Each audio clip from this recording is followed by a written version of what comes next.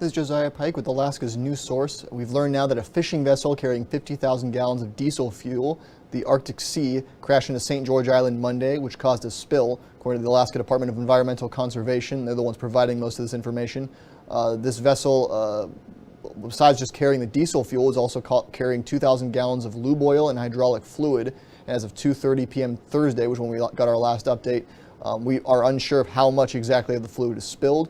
Now, this is a photo of the approximate grounding site on St. George Island where this oil spill took place.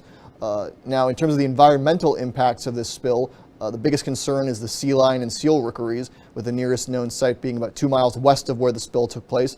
But on top of that, St. George Island is a rat-free island, and if any rats were aboard the ship and come ashore, now the impact to the wildlife would be, as the DEC puts it, it would far exceed the impact of oiling from a spill. Now, to show you a photo, this is a photo from the city of St. George of the vessel after the incident took place, from what we understand.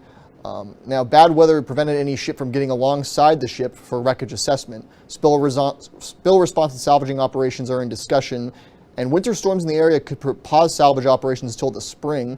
That is a possibility right at this time. That's most of the information we have right now, but just to repeat the key points here, a fishing vessel carrying 50,000 gallons of diesel fuel as well as other fluids crashed into St. George Island Monday, or had a grounding incident into St. George Island Monday, causing a spill.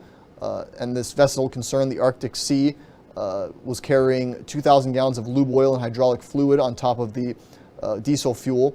And a big concern right now is if any rats were aboard the ship and come aboard St. George Island, which is before that a rat-free island. Well, before that, in terms of if any rats do come ashore. That's the information we have now. There's still a lot of questions that we're still working on getting answers for, but we will keep you updated on our website, alaskasnewssource.com, as well as through our daily news broadcasts and our mobile app. So stay tuned to any of those sources to get the latest here. Thank you for tuning in and giving us your time, and have a good day.